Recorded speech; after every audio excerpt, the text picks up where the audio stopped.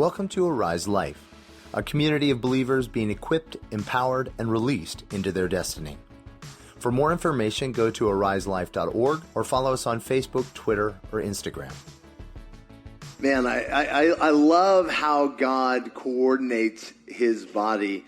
And, we always talk about this, that Marina and her team, they listen to Jesus for what he leads them to do, and we don't coordinate, but Jesus does. And if you were blind, you would still know that the theme today, based upon the songs we sang, is love. And it's so fascinating because our last week we talked about fear, right? Fear leading to exhaustion and all these things. But what I kept thinking, the Lord kept driving into my head this week is that verse. You guys can probably guess what it is.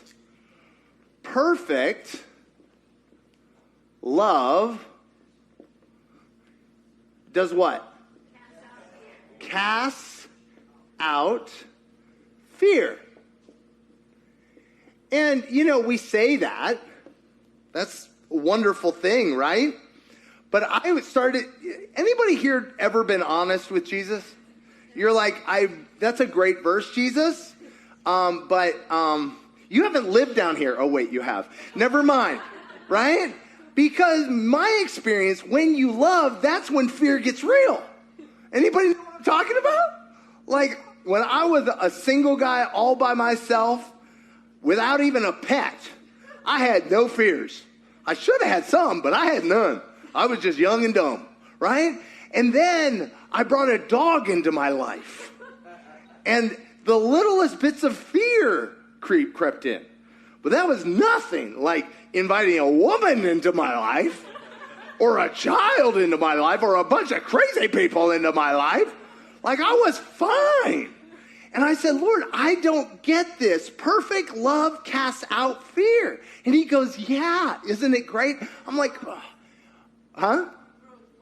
Oh, love. Yeah, perfect love. That too. Perfect love casts out fear. So what in the world is going on? Let me tell you this. If you ask God a question and you don't get an answer, Jesus said this, he who asks, ask, and what happens? You shall receive. Seek, and you will find. Knock, door will be open. Well, I'm asking and I'm not getting an answer. Well, many of you guys know that what that verse is really is what's in a tense called present continual. Ask and keep on asking. Knock and keep on knocking. A great example is a toddler. If you tell a toddler, they're like, I want to go outside. No. What are they going to ask? Why? Because it's hot outside. Say it again. Yeah, right? Yeah. Right? They're going to ask. They're going to keep on asking. And so, anybody know what I'm talking about?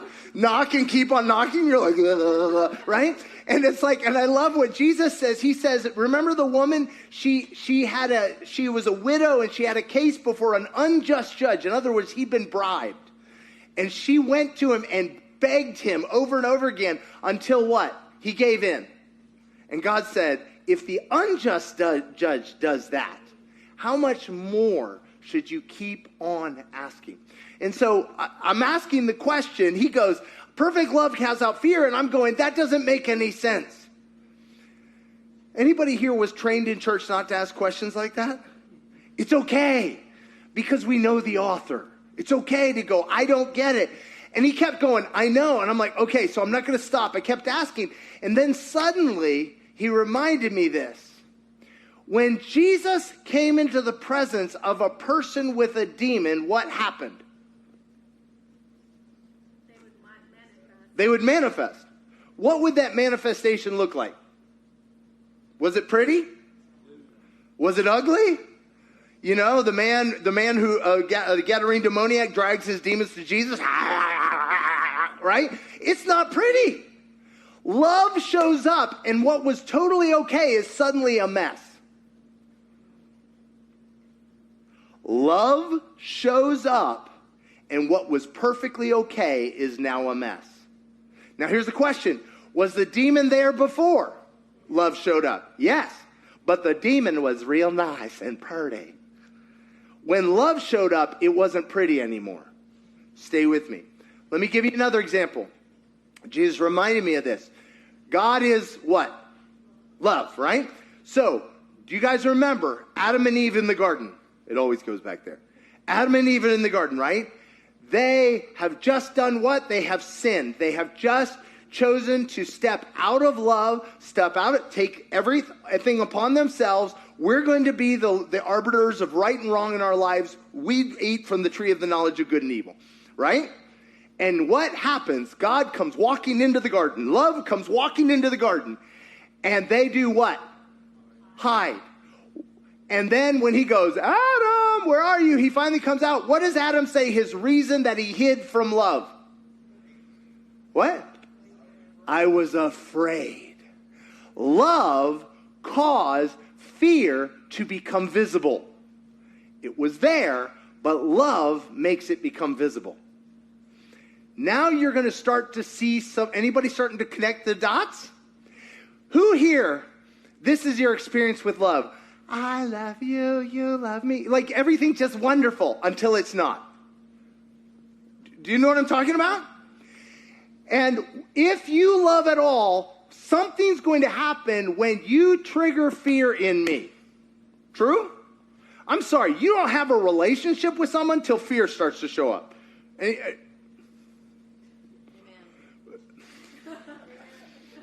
Some of you are, huh?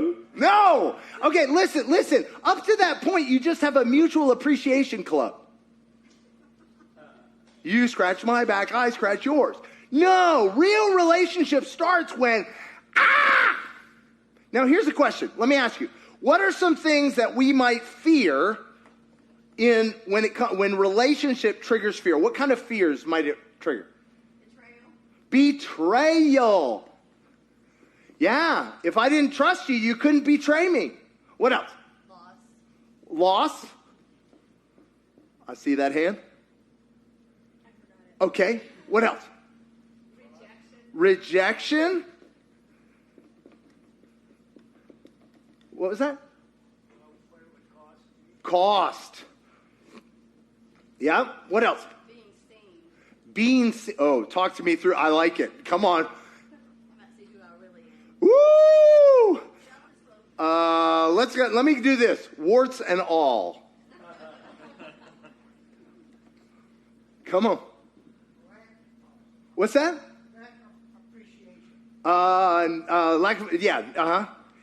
Unappreciated. Vulnerability. Oh, yeah. Now, what's wrong with vulnerability? Oh. Well, let me say this. I'll tell you. Vulnerability is not enough. Is the possibility of being hurt, of pain. I heard something over here. Yes. Discipline. Ooh. Let me now. Who here you fantasized about becoming an adult so nobody could discipline you anymore? Tell me what to do. Anybody found that friends will discipline you? Do you know what discipline means? They'll give you feedback on your actions. Accountability. I don't need that kind of mess in my life. Right? Discipline, accountability. Come on, what else? What other kind of fears does relationship bring? Fear of sacrifice. Sacrifice. Compromise. Oh. Come on. What's that? The truth. Yes. What else? You might have to change? No.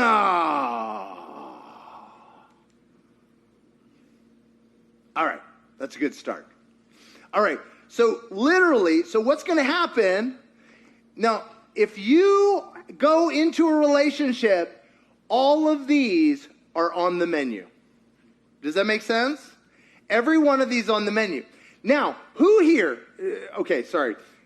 yeah, whatever, I'll throw us all under the bus. Who here has had this experience where you think you're having a wonderful mutual appreciation relationship. La, la, la, la, la.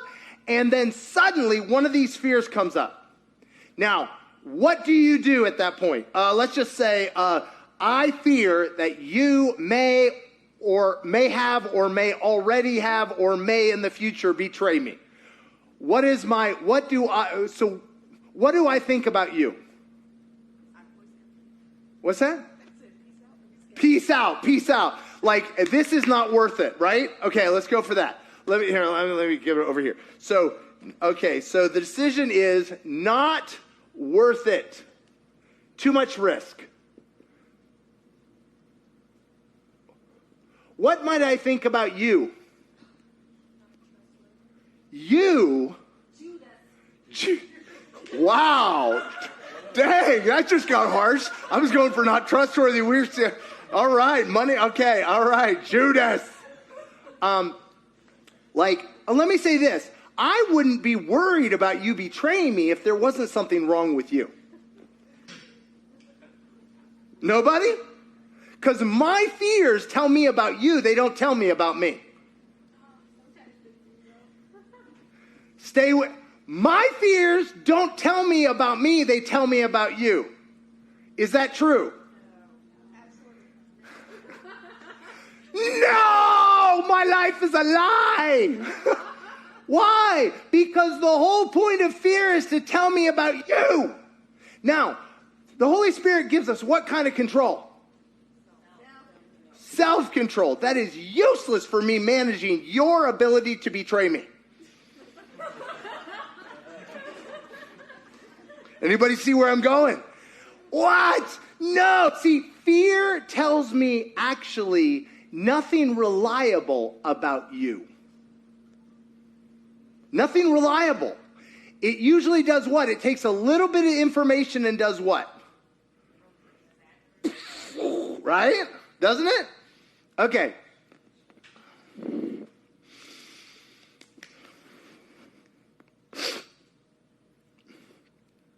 Fear, perfect love casts out fear. This is why Jesus said, he gave us one command. He said a new command. In other words, forget about the Old Testament. We just got one easy command to keep. What's the one command we're supposed to keep? Love. Not a problem. We should have this done by Tuesday. Love one another. And by this, everybody will know you're my disciples. Like, it will be so obvious. Why? Because nobody else has got this kind of love. What kind of love is it? 1 John tells us what kind of love. By this we have known what love is. How do we know what love is? Because Jesus gave his life for us. This is what love looks like. Love doesn't protect itself. Love lays itself down for another. Who wrote this book anyway? Crazy people? What? This is why we end up with an asterisked Bible. Does it really mean that? Love casts out fear. What if the reason every time we come together in a community, I get triggered in my fear is because love is present, not because there's a problem with you? What if every time I draw close in a relationship, the reason fear manifests has zilch to do with you and has everything to do with me? You know how excitingly wonderful that is? People are like, no, I do not know how that's excitingly wonderful. Do I have any control over you? But if it's telling me something about me, guess what? I do have some control, according to Holy Spirit, over me. So suddenly I have a problem I can deal with Jesus. I can't deal with your problems. Anybody tried to sort somebody else out? Works great. But if I get close to you and fear manifests, I can't deal with you. I've got to deal with me. In that moment, Jesus, what is this fear telling me about? Now, let's just go back to the garden. Because God did a little, inner healing session with Adam and Eve. You guys remember this? He's like, okay, let's slow it down. Okay? Why are you afraid? Okay, do you think that's a good question to ask? And Adam gave the answer all of us give. It was her, not me. It's not about me. I am powerless. I am hopeless. I am pathetic. I'm a victim. Bah! Only me? Right? Adam's like our, he's our mascot. Like Adam. And then, and Eve goes, oh gosh, it was the snake. Right? Like, not it. And the snake's like, yeah. Right? Like, no. But watch what happens. God is asking them a question. Why are you afraid? And what do? They double down on fear. That's not the problem. So he goes, okay, I'm naked, right? I'm naked. And he said, who told you were naked? He's trying to get them to realize what? They believed a lie. See, fear is the evidence that I have believed a lie. Fear is the evidence that I believed a lie. That's why love, who is truth, he's the way, the truth, and the life, is he not? When love comes, truth reveals the lie that I was totally cool with. In that moment, when I am afraid, when I'm full of fear, it's not a problem with you. It's not a problem with God. It's a problem that's been revealed in me. Now, who are my people? You're like, no, it's true. It's true. Yes. Nope. Just Masha. You can pray for her. Right? It's not a lie. I have evidence. Evidence. Who are my lawyers? You're like, right?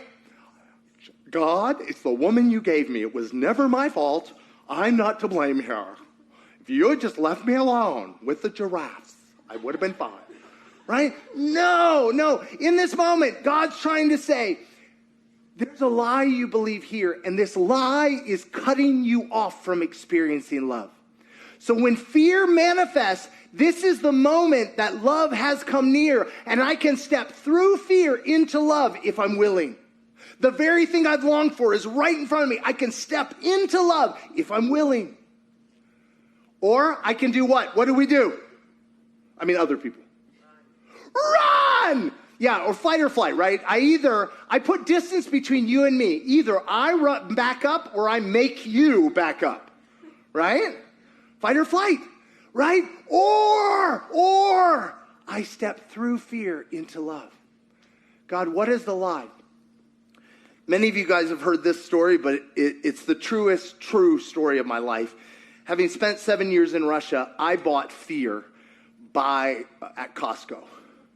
I had it in barrels. I had it in drums. I had a fear for things you can't even hope to.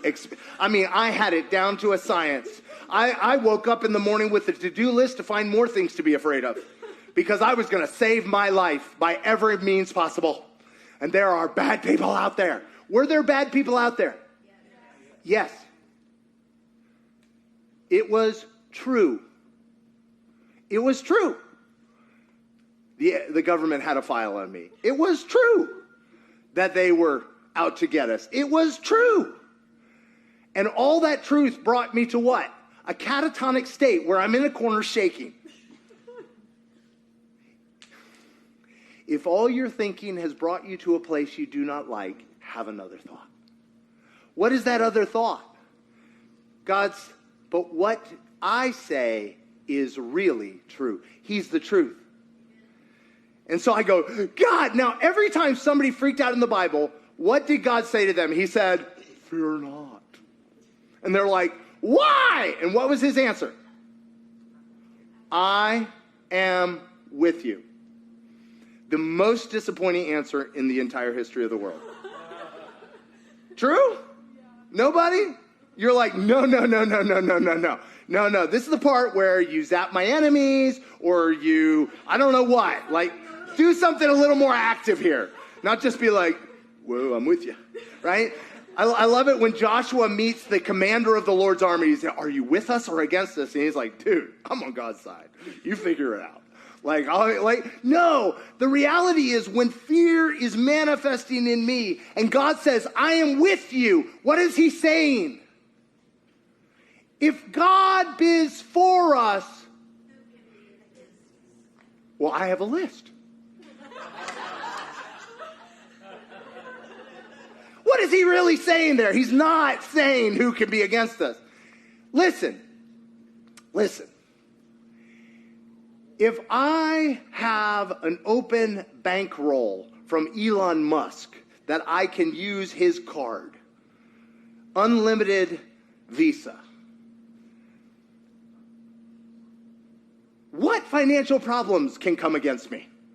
I mean, unless it's like buying a small country. Like, I'm going to be okay. Like, I'm not going to look at a single bill and go, oh no. I don't care how big the bill is. I'm like, Elon got it, right?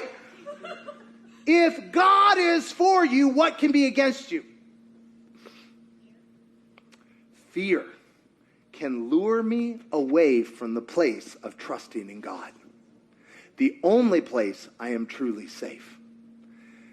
That's why Paul says, my life is hidden with Christ in God. So therefore, nothing bad is ever going to happen to me. Anybody remember Paul's list? He's like, so I was imprisoned incounterable times. I can't count that high. I was shipwrecked 3 times, because that's what you do. People are like, I'm not going on trips with you anymore. Right? The reason, no, God says, no, because here's what we do. This is why. Because God started going after my fears. He said, Peter, you've believed a lie. That everybody can kill you. Everybody can get you. Everybody can rob you. Everybody can steal from you. Everybody can betray you. Anybody been there? Everybody. All of y'all made the list. Congratulations. No, literally. And you get to this smaller and smaller and smaller place, and there's no love, and I'm separating myself. I'm protecting myself. And I was like, no, I don't want to live here anymore. And he goes, great. So just hand me fear. And I'm like, what? That's the only thing that's keeping me safe. Can fear keep you safe? No. Fear is praying to the devil, and it just draws the very thing I fear. That's why Job says, the most terrifying verse in Scripture, what I have feared has come upon me.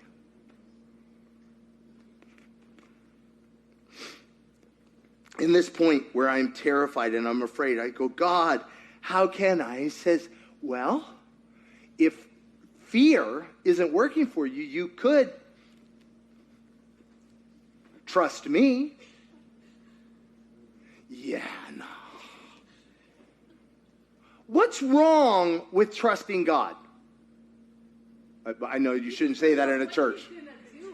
You don't know what he's going to do? Control. It is so hard to control God.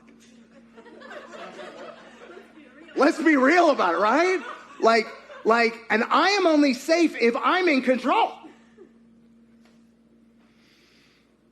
I've said this before. True self-control is simply my ability to say yes to Jesus in every situation.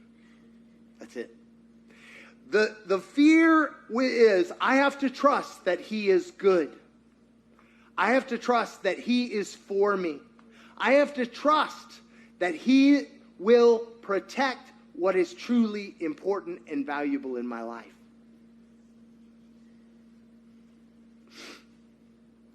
And I shared this whole thing in Russia. What really bothered me was when I hung out with Robbie Dawkins.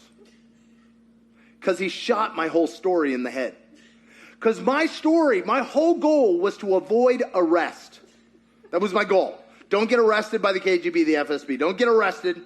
Masha could get taken away, but no, not you. Like I felt like Jacob, take her, take her. You did go. She did. She got arrested. I'm like, ah! What I feared has come upon me. Well, no, wait, I'm still here. No, I mean, it's evil. Because fear gets you in a smaller and smaller place. And I'm like, ah! And all my fear still, she got arrested. I'm like, ah! And then Robbie's telling me, yeah, I got arrested.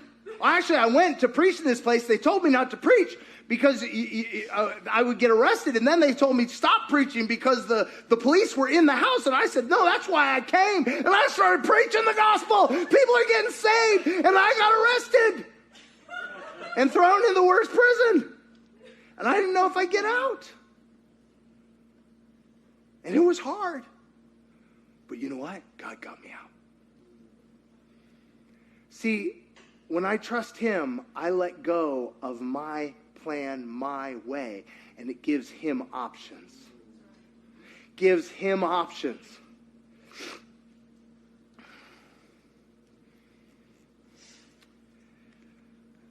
My fear, it gets me into a tinier and tinier place.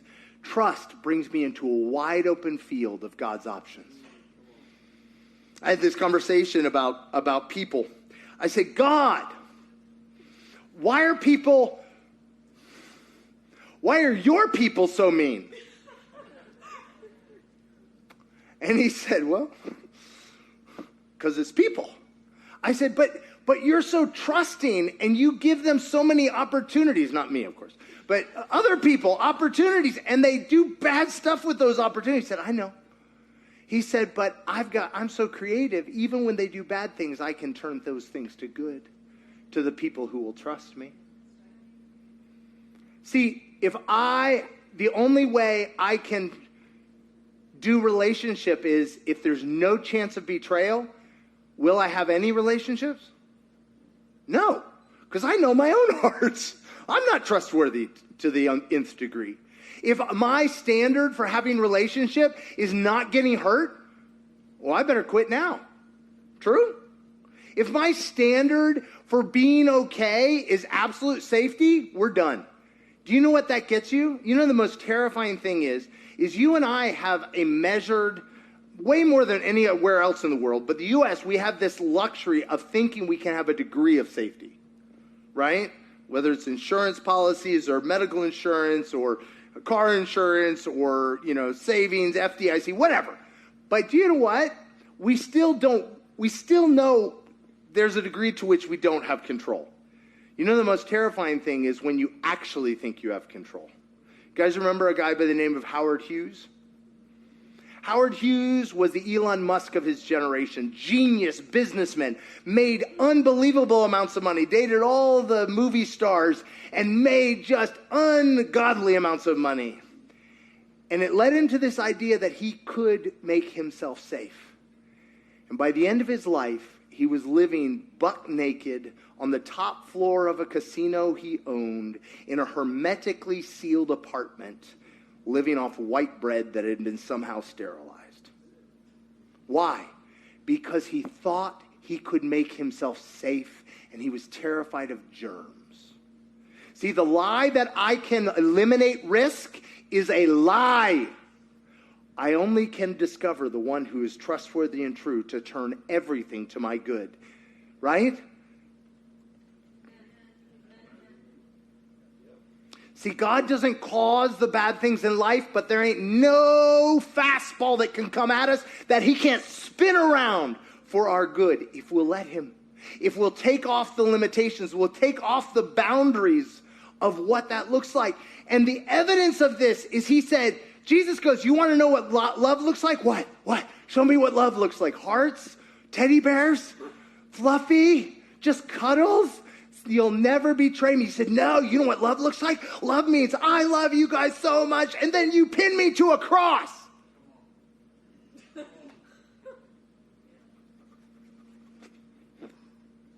I didn't sign up for that. Jesus showed us. It said, now I showed them the fullness of his love, John says. And he went to the cross, and he said, look this, I'm going to risk it all. Roll the dice. Snake eyes. Up on a cross. He risked it all. And do you know what happened? Having risked it all, having laid down his own life with no options, God raised him up from the dead and released him into life. Guys, this is our God. He is the resurrector of death. You're like, no, if I go there, I'll lose everything. God said, that's not a problem. If I go there, they'll betray me. Not a big deal. God, don't you care? Yeah, I love you. I just don't care about the stuff you're afraid of.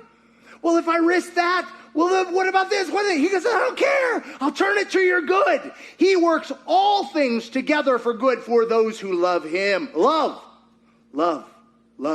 who step through fear into love. I will not protect myself. I will not. I will be obedient to you. I will trust you with my life. I will trust you with my child. I will trust you with my wife, my husband, my future wife, my whoever. I will trust you. And I will not, because he who attempts to save his life will lose it.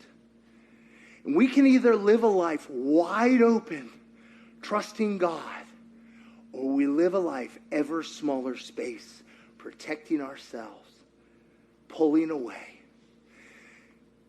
And so this is my final thing that I wanted to bring us to, because this is the pattern of my life, has been the pattern of my life.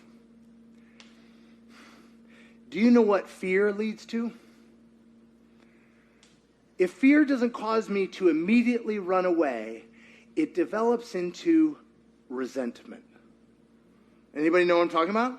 Resentment, for me, best way to describe it is fear under incubation. It's fear. Why? You hurt me. So I'm not going to leave right this moment. But what am I going to do? Build a wall. Now I'm watching you. Huh? You looked at me funny now, right? Because now I'm looking for offense. And I've watched this time and time again in community. I'll watch the moment when a person gets hurt, their fears get triggered, and what they do is they pull back. And if they do not allow that fear and pain to be resolved, it's just a matter of time till peace out, because it's a self-fulfilling prophecy. Does that make sense? Anybody had that situation? You're like, I knew you'd do this to me. I knew this would happen. I knew this. Why? Because resentment causes me to build a wall, to worship before fear, and to slowly pull myself back. But what does love do? Love runs in. Love runs in. The greatest example of that is the story of the prodigal son. Now, if I have a son who basically said to me, I wish you were dead so you could give me your stuff. Give me my stuff. I don't want I'd rather have your stuff than a relationship with you. I don't trust you. I'm out of here. And he goes and he blows every cent of it. And then comes back, not to have a relationship with me, but comes back to have some of my stuff again. Doesn't think I'm good, wants to be my slave, doesn't want to be my son. And what do you see the father do? My son! Heart wide open. Heart wide open to being rejected. Heart wide open to being used. Heart wide open. Ah! But this is what love looks like. God, what would you have me do here? Let me just put a caveat. It doesn't mean a lack of boundaries, but their boundaries are love. Walls are fear. Boundaries say, I'm willing to risk staying close to tell you, give you feedback on how you're doing, of how it's affecting me, what you're doing. I'm going to stay close. Walls are goodbye. I may be present here, but I'm not here, right? So here's my question for us today.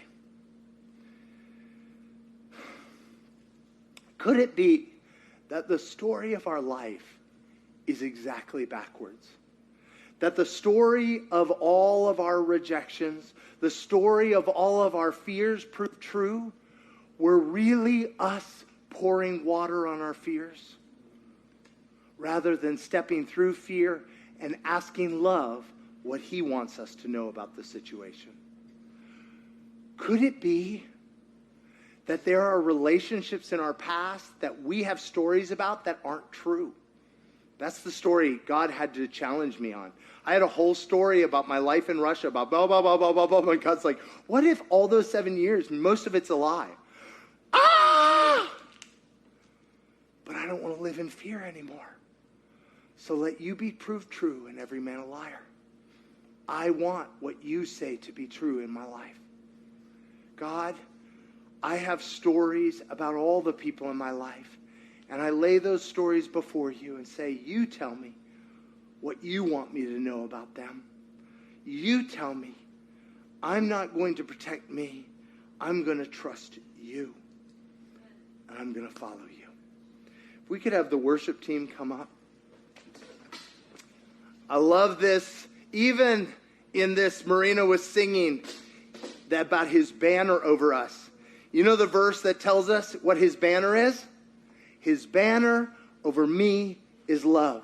Do you know what you put a banner over? Something you've conquered. His banner over me, he conquers me with his love. And I step through fear into his love. And everything that's not of you, God, dies. But all that is of you lives with life. If we could stand. Father, we just come before you right now with all of our fears, all the things that seemed like wisdom, all the things that seemed smart. And Lord, we lay them at your feet. And we say, God, what would you have me know about these things? What would you have me know? I trust you, and I step into love. For more information, go to ariselife.org or follow us on Facebook, Twitter, or Instagram.